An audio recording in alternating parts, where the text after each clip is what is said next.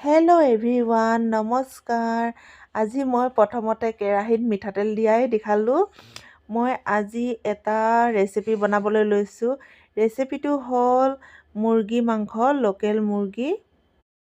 Local মুৰ্গী বনাবলৈ লাগিব মোক জালুকৰ গুড়ি, দালচেনি, তেজপাত, দুটা কেঁচা জলকীয়া, আদা নহৰু, পিঁয়াজ আৰু ধনিয়া। মই এনেকৈ ৰেডি কৰি লৈছোঁ। এতিয়া তাৰ লগত আৰু এটা বস্তু লাগে, সেইটো হ'ল নৰসিংহ পাত। লোকেল মুৰ্গী নৰসিংহ পাত দিলে খুব ভাল লাগে।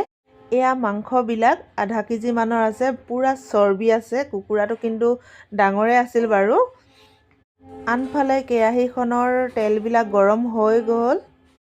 মোৰ অসুবিধাৰ বাবে দেখাবলৈ নোৱাৰিছোঁ বাৰু। মই পিঁয়াজ, গৰম মছলা, জলকীয়া, তেজপাত এইবিলাক দি দিলোঁ, কাৰণ মোৰ ঘৰত নাই কোনো ষ্টেণ্ড নাই দেখাবলৈ। সেইবাবে মই প্ৰথমতে দি দিলোঁ এনেকৈ, তাৰপাছত আপোনালোকক দেখালোঁ।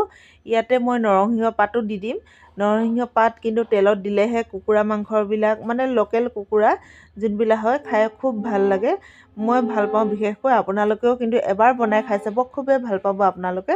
গোন্ধটো কিন্তু বিৰাট ভাল আহে। ইয়াত কোনো মছলা পাতি ব্যৱহাৰ কৰিবলৈ নালাগে। মছলা পাতি ব্যৱহাৰ কৰিলে কিন্তু খাবলৈ বেয়া হৈ যাব, কিয়নো ইয়াত দিয়া হ'ব জালুকৰ গুড়ি আৰু নৰসিংহ পাত দিয়া হৈছে। মছলা দিলেতো অৱশ্যে গোন্ধটো বেয়া হৈ যায় ন। আমি আকৌ এনেকৈ বনাই খাওঁ, সেইবাবে আপোনালোকৰ ওচৰত অলপ শ্বেয়াৰ কৰিলোঁ। এতিয়া মই ইয়াতে দি দিম কাটি থোৱা এই লোকেল মুৰ্গী। অলপ সৰু সৰুকৈ কটা হৈছে, কিয়নো অলপ জাল টাইপৰ নিচিনাও বনাম।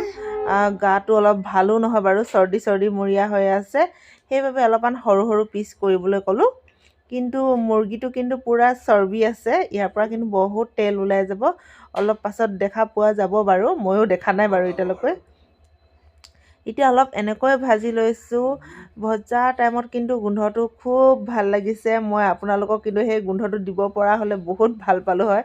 মই কিন্তু গোন্ধটো লৈ খুব ভাল পাইছোঁ। তাৰ তেলৰ যোনটো গোন্ধ, নৰসিংহ পাতৰ যোনটো গোন্ধ, বিৰাটেই ভাল লাগিছে। ইয়াতে মই এতিয়া আলুবিলাকো দি দিলোঁ। আলু আৰু তাৰ আগতে মই হালধি, নিমখ সেইবিলাকো দি দিলোঁ দেই। মোৰ কিন্তু ট্ৰাইপডডাল নোহোৱাৰ বাবে বহুত দুখিত। মই আপোনালোকক একো দেখাবলৈ পৰা নাই ভালকৈ।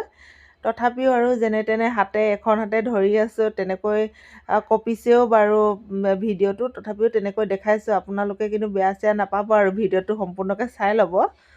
এতিয়া অলপ ঢাকন মৰাৰ পাছত মই আকৌ এনেকৈ খুলি চাম।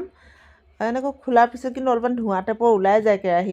ইয়াত কিন্তু ফ্ৰাই টাইপৰ হৈ গ'ল। এতিয়া পূৰা তেল ওলাই গ'ল দেই, বহুত তেল। এই মানে ভাজি থকা অৱস্থাতে মানে পূৰা তেল ওলাই গ'ল।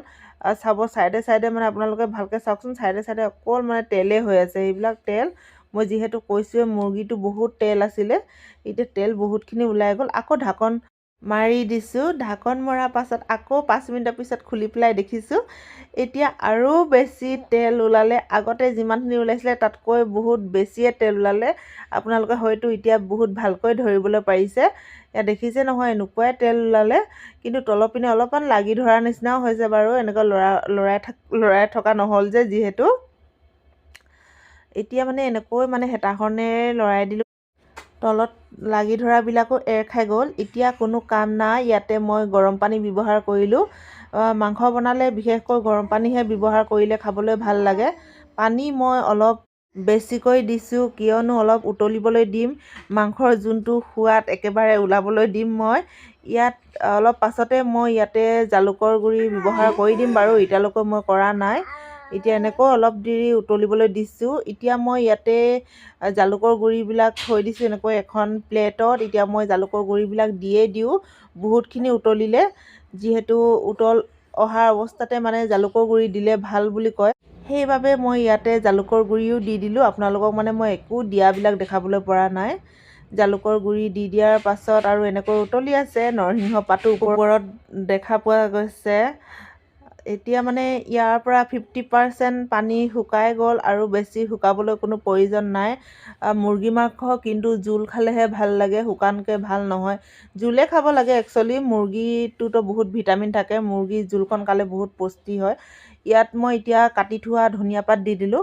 ধনিয়া পাত দিয়াৰ পাছত ইয়াত কোনো কাম নাই। এতিয়া ধনিয়া পাত দি দিয়াৰ পিছত জাষ্ট গেছটো মই অফ কৰি থ'লোঁ।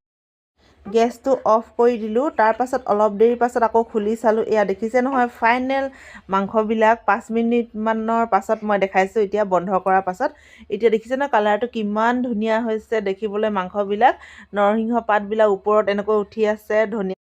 আনফালে শাহুমায়ে ভাত বাঢ়ি দিলে। এয়া শাহুমাৰ কাৰণে আৰু আনফালে এওঁৰ কাৰণে। সিহঁতে বোলে বাতিত নাখায়, কাঁহীতে খাব। মোৰ ভাত এতিয়াও বৰা নাই, বাতি লৈছোঁ বাৰু। এই বাতিখনৰখিনি মোৰ হ'ব। আনফালে দেউতাৰখিনি এনেকৈ বৰা আছে। এয়া আৰু সৰু এটা ভিডিঅ' আপোনালোকলৈ আগবঢ়ালোঁ। যদি ভিডিঅ'টো ভাল লাগে লাইক, কমেণ্ট আৰু শ্বেয়াৰ আৰু ছাবস্ক্ৰাইব কৰি দিব। আজিলৈ আহোঁ, বাই বাই।